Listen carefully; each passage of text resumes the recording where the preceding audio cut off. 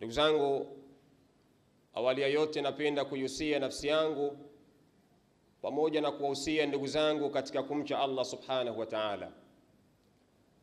Hakuna jambo lilokuwa bora kwa wanadamu walawahi kuhusiana katika ulimwengu kama jambo la kumcha Allah subhanahu wa ta'ala.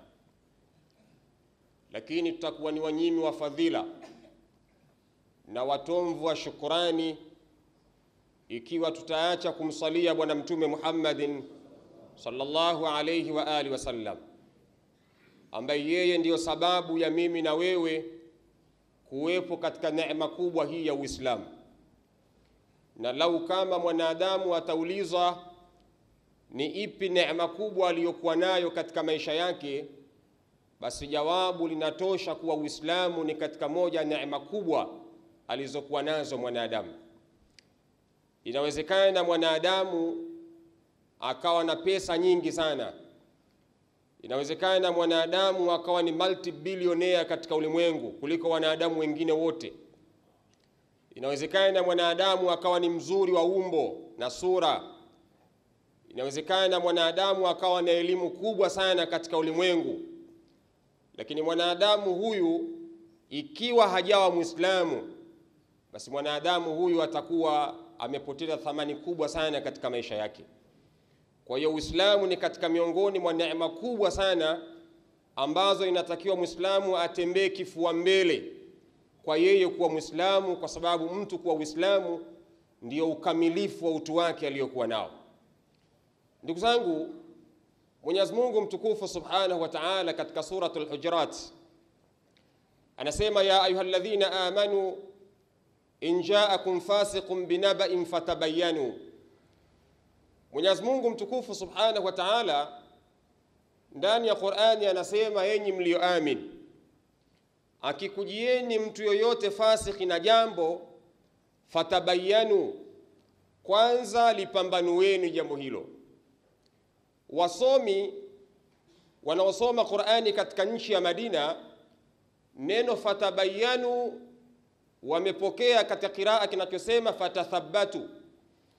Kwa hiyo injaakum fasiqun binaba'in fatathabbatu au fatabayyanu, ikiwa amekujieni mtu na jambo lile aliyekuja nalo ni mtu fasik, basi jambo hilo kwanza lifanyieni upembuzi yakinifu, kisha ndio jambo hilo muweze kulizungumza au ndio jambo hilo muweze kulihakikisha kuwa ni la kweli. Ndugu zangu, ushahidi katika sheria unazingatiwa katika maeneo makuu matatu. Katika sheria ukisoma, kuna ushahidi wa aina ya kwanza unaitwa ni eyewitness, ushahidi wa kuona kwa macho. Na katika sheria ya Uislamu, kwa waliosoma sharia wal kanun, watakuwa wanatambua ya kwamba kuona kwa macho ni katika miongoni mambo yanayozingatiwa katika sheria ya Uislamu. Hata kama ikitokea mtu amezini, basi Qur'ani inaelekeza ya kwamba lazima wapatikane mashahidi wanne waweze kuthibitisha juu ya kitendo kile alichokuwa amekifanya cha zinaa. Uislamu unaelekeza hata katika ndoa ya Kiislamu haiwezekani ndoa ikaswihi au ikakubalika kisheria ila ndani yake lazima wapatikane mashahidi. Na sheria ikaenda mbali zaidi, ikaeleza shahidi pia na masharti yake. Mmoja ya masharti ya shahidi ni lazima awe ni shahidi ambaye ni basir, awe anaona. Shahidi hawezi kuwa kipofu katika ndoa ya Kiislamu. Kwa hiyo ukitazama kwa makini, sheria ya Uislamu imetazama ushahidi kwa maana ya kutazama kwa macho. Ili mtu ahukumiwe, atiwe katika hatia, ni lazima yule shahidi athibitishe ya kwamba alimuona kwa macho yake mtu fulani akifanya kitendo. Na hali kadhalika katika sheria za nchi, ushahidi unazingatiwa katika kuona kwa macho. Huu ni ushahidi wa aina ya kwanza. Ukipelekwa mahakamani ukiwa shahidi, utaulizwa ulimuona fulani bini fulani anaiba. Huwezi kusema kuwa nilisikia, lazima useme kuwa nimeona. Kitaalamu inaitwa ni eyewitness, ni ushahidi wa kuona kwa macho.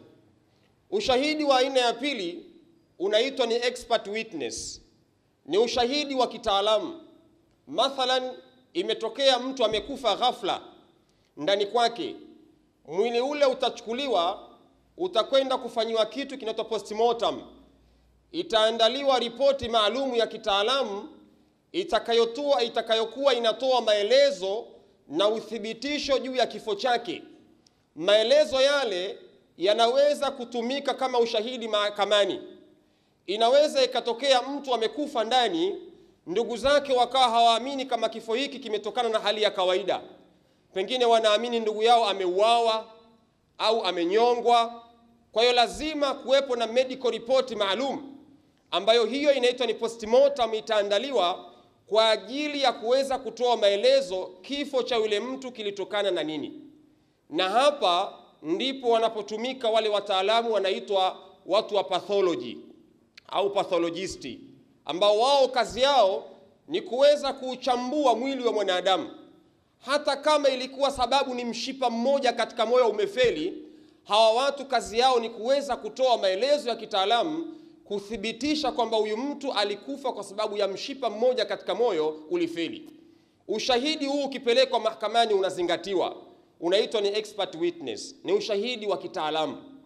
Lakini ushahidi wa aina ya tatu unaitwa ni character witness, ni ushahidi wa kitabia. Inaweza ikatokea mtu ameiba kuku Kinondoni, akahukumiwa katika mahakama ya Kawe au mahakama ya Kinondoni kwamba mtu huyu anakwenda jela mwaka mmoja kwa wizi wa kuku. Baada ya kutumikia kifungo chake, huyu mtu akirejea uraiani, baadaye akahama Kinondoni akahamia Tegeta. Ule mtaa aliohamia Tegeta pakatokea wizi wa kuku mwingine. Mtu huyu akatuhumiwa, akawa ni suspect kwamba huyu inawezekana ameiba yule kuku. Mtu huyu akipelekwa mahakamani, ushahidi wa kitabia unaweza ukatumika kumtia hatiani na akafungwa, kwa sababu ana rekodi ya wizi wa kuku Kinondoni, japokuwa amehamia Tegeta. Lakini kwa kuwa umetokea wizi wa kuku Tegeta na yeye ana tabia ya wizi wa kuku, basi ushahidi wa kitabia unaweza ukatumika mahakamani kumtia mtu hatiani na anaweza akafungwa. Nini pointi yangu katika masala haya? Uislamu unafundisha ya kwamba mtu yoyote anapotaka kutoa ushahidi wa jambo, mtu yoyote anapotaka kutoa maelezo ya jambo fulani, ni vizuri kwanza akalithibitisha jambo hilo kwa ushahidi, kama ni la kweli au sio la kweli. Uislamu unakataza kwa Muislamu kuweza kutoa maelezo ambayo hana uhakika nayo. Bwana Mtume Muhammad sallallahu alayhi wa alihi wasallam katika moja maneno yake anasema, dhunnu bilmu'minina khaira. Ni vizuri kwanza Muislamu ukamdhania Muislamu mwenzio kheri kabla ya kuanza kutoa tuhuma ambazo huna ushahidi nazo. Kila mmoja aliyekuwa hapa anapenda heshima. Kila mmoja aliyekuwa hapa hapendi kuona baba yake au mama yake akidhalilishwa. Ikiwa utazungumza mambo ambayo huna ushahidi nayo, inawezekana ukachafua heshima ya mtu, inawezekana ukachafua shakhsia ya mtu, ile personality yake aliyokuwa nayo. Ni kwa sababu ya kuzungumza maneno ambayo huna ushahidi nayo, na inawezekana maneno hayo yakawa ni ya uongo. Ni vizuri kabla ya kuzungumza jambo ukadhania mtu jambo hili huenda ni kheri kwa upande wake, kabla ya kuanza kutoa tuhuma ambazo huna ushahidi nazo. Uislamu unaelekeza mtu akija na jambo lolote kwako, atathabutu min al-akhbari qabla nashriha. Uislamu unaelekeza kwanza uithibitishe ile habari kabla ya kwenda kuieneza. Atathabutu min al-akhbari qabla nashriha. Kwanza inatakiwa uithibitishe ile habari kabla ya kwenda kuieneza. Je, habari hii ni ya kweli? Ndio maana mtu mmoja aliwahi kusema, no research, no right to speak. Kama jambo haujalifanyia utafiti, hauna haki ya kulizungumza jambo hilo, kwa sababu unaweza ukaulizwa ushahidi uko wapi. Unaweza ukaulizwa uliona fulani anafanya. Ukisema nimesikia, maana yake umekwisha chafua heshima ya mtu aliyokuwa nayo. Kwa hiyo Uislamu unaelekeza kwanza anza kuthibitisha habari uliyoipata kabla ya kwenda kuieneza. Ndio maana kwa waliosoma elimu ya mambo ya journalism, mambo ya uandishi wa habari, kuna kitu chaitwa ethics of journalism, maadili ya uandishi wa habari. Ukisoma katika ethics za journalism, moja ya ethics, moja ya maadili yao, wanafundishwa ya kwamba you have to report only the truth. Mwandishi wa habari yoyote anatakiwa aripoti kitu kilichokuwa cha kweli, na hauwezi kuthibitisha kitu kama cha kweli ila lazima ufanye utafiti, ujiridhishe, upate ushahidi, kisha ndio unakwenda kuitoa habari yako. Waandishi wa habari wanafundishwa hivi. Sasa sio waandishi wa habari peke yake, bali Uislamu kupitia Bwana Mtume Muhammad sallallahu alayhi wa alihi wasallam unafundisha ya kwamba ni vizuri mtu akalifanyia utafiti jambo aliloletewa kabla ya kwenda kulieneza.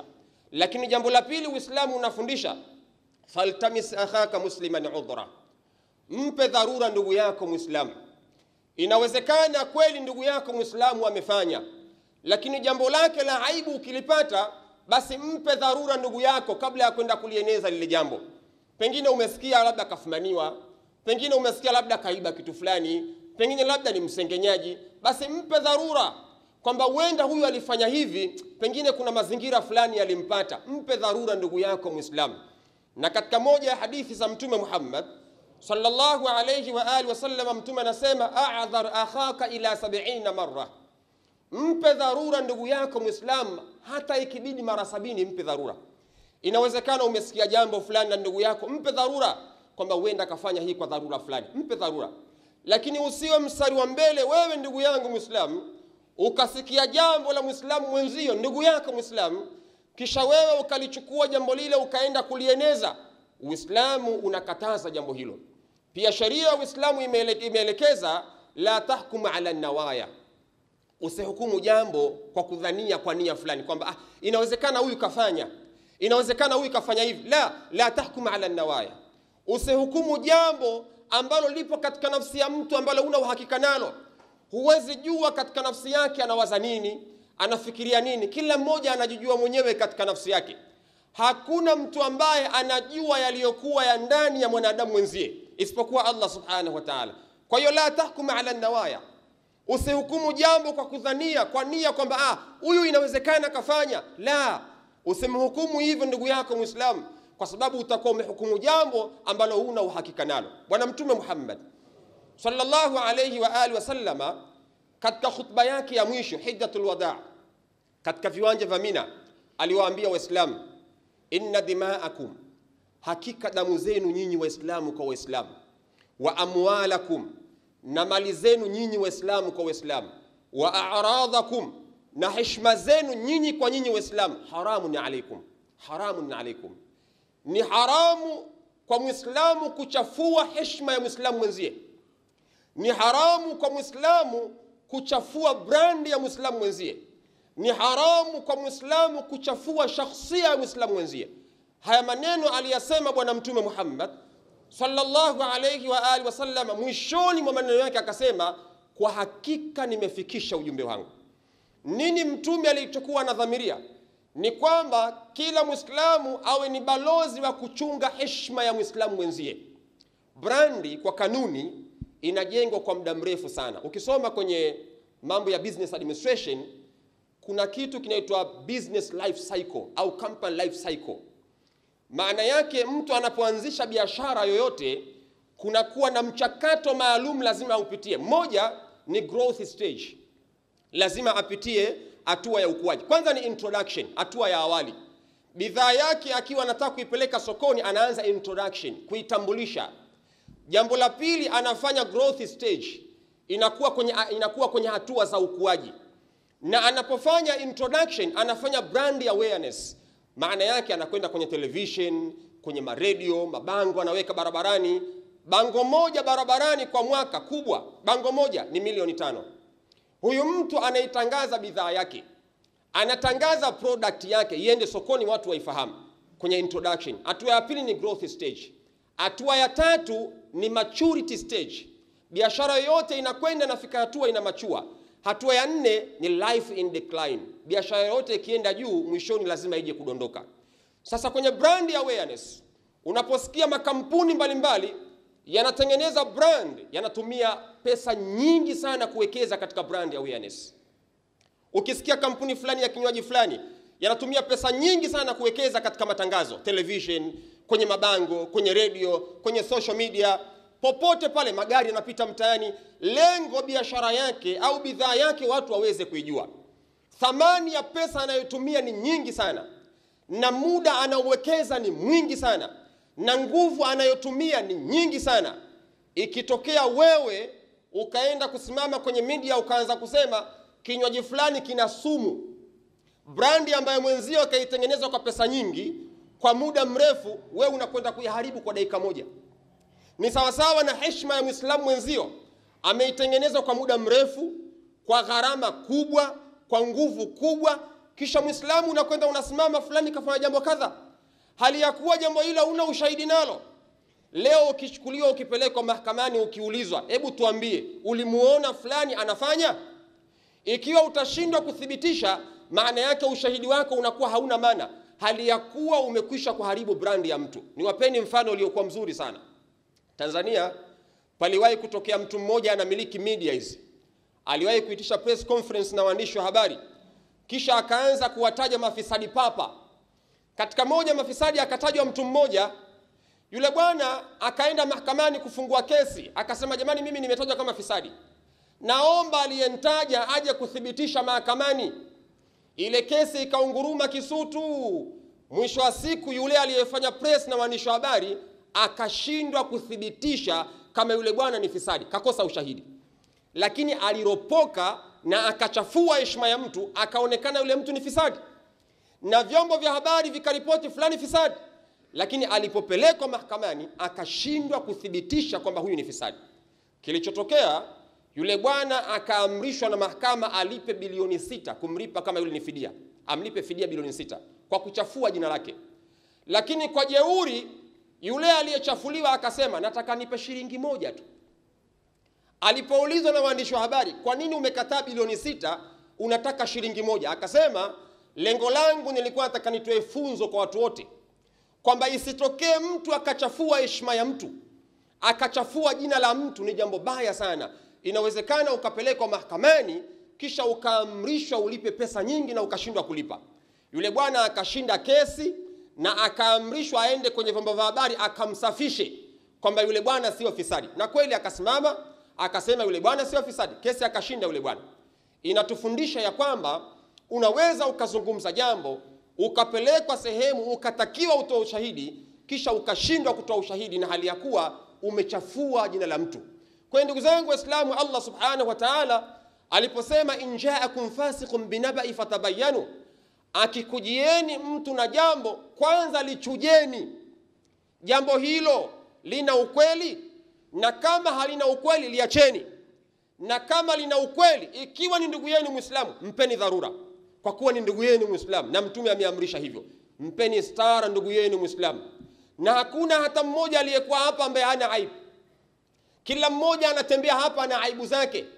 Mshairi mmoja aliwahi kusema manil ladhi masaa qat wa manil ladhi lahu alhusna faqat, nani ambaye yake ni mazuri peke yake, ambaye anaweza akanyosha kidole akasema I am perfect, kwamba mimi nimekamilika, nipo sawa sawa, mimi sina makosa? Nani? Kila mmoja anazo aibu zake, isipokuwa amestiriwa na Allah subhanahu wa ta'ala. Kwa hiyo ukisikia jambo la Muislamu wenzio, hata kama ni la kweli, mpe stara ndugu yako Muislamu, kwa sababu na wewe una aibu zako, na usingetamani ufedheheshwe, na usingetamani watu wengine wajue aibu zako. Kwa hiyo Uislamu unafundisha katika mazingira kama haya. Dunia ya leo kila mmoja anaweza kuzungumza vyovyote anavyotaka. Watu wanaweza kuchafua heshima za watu. Mtu anaweza akasimama katika media akatamka rais akili zake kama matope, anachafua heshima ya mtu. Nani ambaye angependa mzazi wake atukanwe aambiwe akili zake kama matope? Nani ambaye angependa mama yake au baba yake atukanwe hali ya kuwa anasikia? Hakuna mtu anapenda hivyo. Na wakati mwingine unaweza ukatamka neno dogo sana katika akili yako ya kawaida, lakini likawa kubwa na likaleta athari kubwa katika umma. Niwakumbushe 1994 Rwanda genocide, mauaji ya kimbari ya Rwanda yalitokea kwa mtu mmoja. Alikwenda kwenye media, kwenye chombo cha habari, akatamka jamani, kuanzia leo wakionekana Watusi mahala popote wauawe. vita vya Rwanda walikufa more than 1 million people killed. Zaidi ya watu milioni 1 waliuawa Rwanda.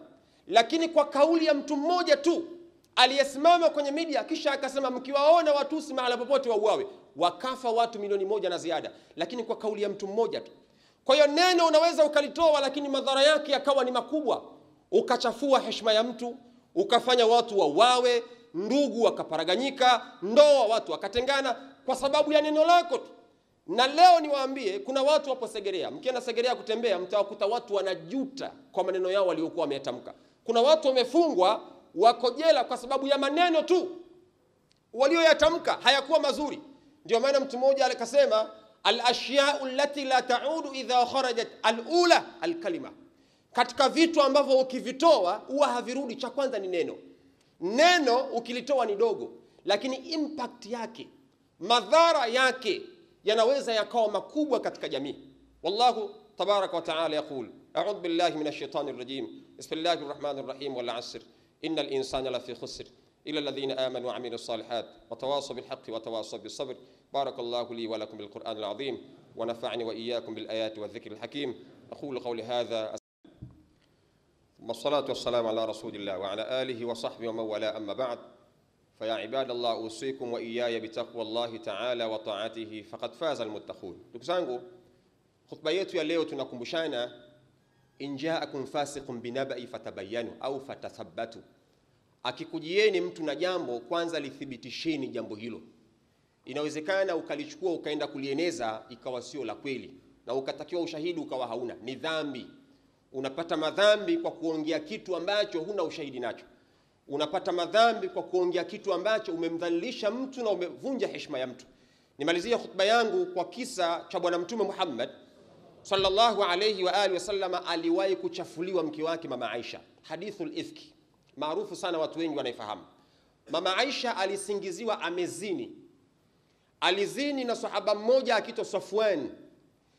Ile taarifa ilikuwa ni mbaya sana kwa Mtume Muhammad. Ilikuwa wanatoka vitani, mama Aisha alikuwa katika msafara wa masahaba. Katika ule msafara yupo kwenye ngamia. Yule ngamia alitengenezewa kitu kama chumba. Mama Aisha akawa kwenye kile chumba. Wanaotazama filamu za Kikorea mtakuwa mnatambua, wakati mwingine farasi wanafungiwa vijitela nyuma. Sasa zamani ilikuwa masahaba wakienda vitani, basi mtume akisafiri na mke wake anatengenezewa kijichumba katika mgongo wa ngamia. Sasa mama Aisha wakati wanakwenda akawa amebanwa na haja, akaomba kwenda kujisaidia, akashuka kwenda kujisaidia. Akakaa muda mrefu wakati anajisaidia, mara msafara ukaondoka kwa kudhani kwamba mama Aisha amekwisha ingia kwenye kile chumba, kwa sababu alikuwa haonekani. Msafara ukaondoka. Mama Aisha anarudi, anakuta msafara haupo. Akawa amekaa afanye nini? Nyuma kulikuwa na sahaba alikuwa akiitwa Safwan.